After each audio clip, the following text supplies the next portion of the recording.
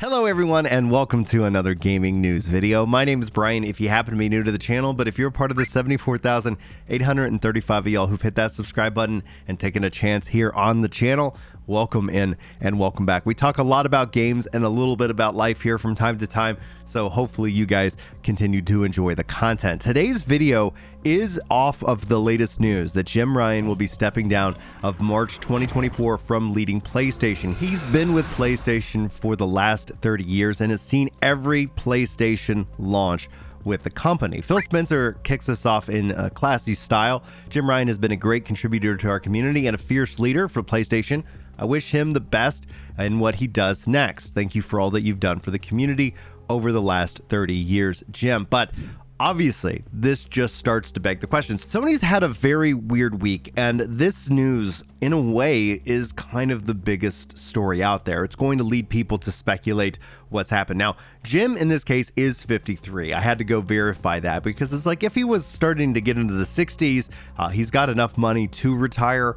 Is this a true retirement? Was this because of the Activision Blizzard deal? I'm going to explore all that with you guys because I think it's perfectly fine for people to retire. There is a general obsession that a lot of people have with the industry when it comes to a specific personality or it comes to just the company themselves. Hell, I'm the Phil Spencer meme, but that doesn't mean that I love Phil Spencer. I just knew that he stepped on stage and literally brought Final Fantasy XIV to the Xbox after 10 years. That's what that meant. But beyond memes and beyond jokes aside, like I know that there is that level of fervency, and one of the things that PlayStation fans push back on Xbox fans is that they feel like they're obsessed with Phil Spencer and that Phil Spencer is actually the brand for Xbox where Jim Ryan can step down. But we've got a lot to talk about. I'm going to kind of cover this in the most neutral way possible because at the end of the day, I think Sony's going to be just fine in quotes because obviously we'll cover who's taking over, or at least in the interim, and it's going to beg the question about the future of mobile gaming, especially on the heels of the iPhone 15 announcement and more. Now, Florian Mueller writes, "It's true that Jim Ryan said the very opposite to Sony Interactive Entertainment's board, from which he later told regulators around the globe. It came out as a result of the FTC case, and such a complete loss of credibility is bad for a company, and get ridding of that executive help." So what is the context here? Well, Hiller says, "I saw someone mention that how Jim had said that to the regulatory bodies across the world, but saying the opposite to investor meetings. Low odds, but if Sony might have made the bite down the road, the perjury accusations could be willing to push up the retirement package." And so I don't know if he's truly perjured himself, but when it comes down to it, you are, especially in a publicly traded company, beholden to the stock. The shareholders are your bosses in this way, and the board in and of itself manages this. And so it could have been something along those lines. It could be something, being just the fact that maybe the guy's just ready to step down after 30 years working for a company. I don't know. I've never worked at a company for 30 years. If you've worked at a company for 30 years, sound off. Like, I would be very, very curious. My father-in-law, he worked with the fire department, and he has since retired, but that was pretty much his primary job outside of his other side jobs that he worked to provide for his family when my wife and all of her siblings were young. Now, here's what's interesting. I'm gonna bring up Darius Fears. If you guys aren't following Darius, again, I'm gonna try as over on Twitter or X to tag all the people who are referenced in this, so you can go follow him if you haven't already.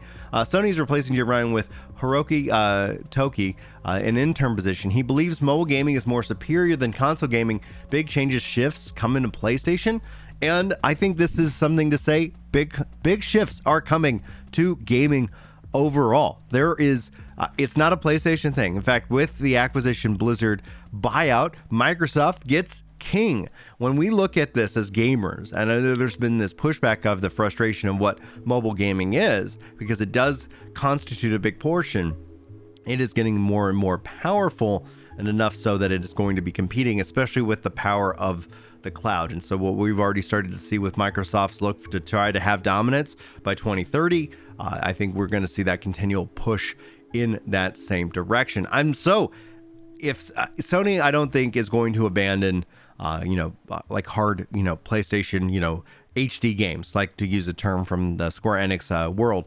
And what I mean by that is that when you look at how much money like mobile games tend to print, I've been surprised that people have wanted to make other kinds of games, right? Like just the sheer volume and the lower risk factor. Obviously, it's a saturated market and more, but when it comes down to it, I'm like, oh, wow, it's still awesome that we get these things. And Sony having a mobile kind of approach could mean that they're going to push more into PC. It could mean that they're going to push more into games being in more places. The goal in my mind would be for games to be everywhere, but I know that this is going to be a journey that we're all going to have to go on together to get there. Now, Hunter says this. He says, I don't usually post opinion tweets because they never turn out well. But in regards to Jim Ryan retiring, love or hate the guy, I think that we should all wish him well after 30 years of service. He helped launch every PlayStation console since PS1.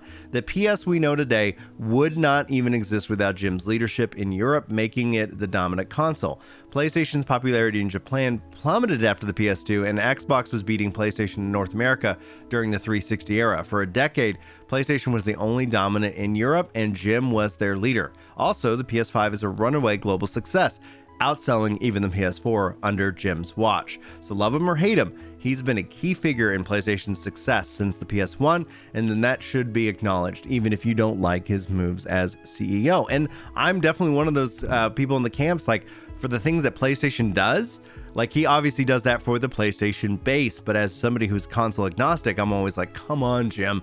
And he led his business. Now, I do think that that is going to be shifting.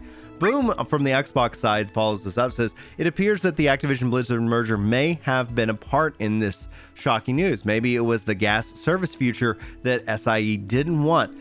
We are going live at 7 p.m. for the new episode of Primetime Gaming, and you can go follow Boom if you can listen in on that podcast. Ryan McCaffrey of IGN says, say what you want about Jim Ryan, like how we believe in generations was total BS, which that is true. And he raised prices on literally everything. But from a business perspective, his tenure at PlayStation cannot be considered anything but a rousing success. Under his watch, PlayStation dominated. Destin, again from IGN, follows us up, says, this is super weird. Sony telling game heads to destroy their inventory. Jim Ryan's retiring. Sony's getting hacked. What is happening at Sony this week? And that is why I'm saying this is a very weird week. If you haven't seen, companies having and being ordered to destroy things that they have been making and selling that has been licensed and Sony has made money off of. Things are changing behind the scenes, lots of moving parts. Now, overall, what is causing the retirement? Why is all of this happening? Carlo asked this question.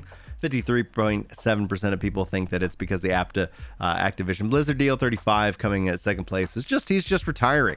53 though is a weird age to retire. It is a strange age to retire. So that's just going to be where we're going to leave that on. But I do want to bring up a couple other things. I want to bring up the Sony side as well. So first and foremost, we're gonna sit here and check in with David Jaffe. He kind of tweets this out. This is a little bit trolly, but it's a little bit funny. I thought you might enjoy it. Data, and there's a very high likelihood that this is the only information we're going to get about why he's leaving, at least publicly.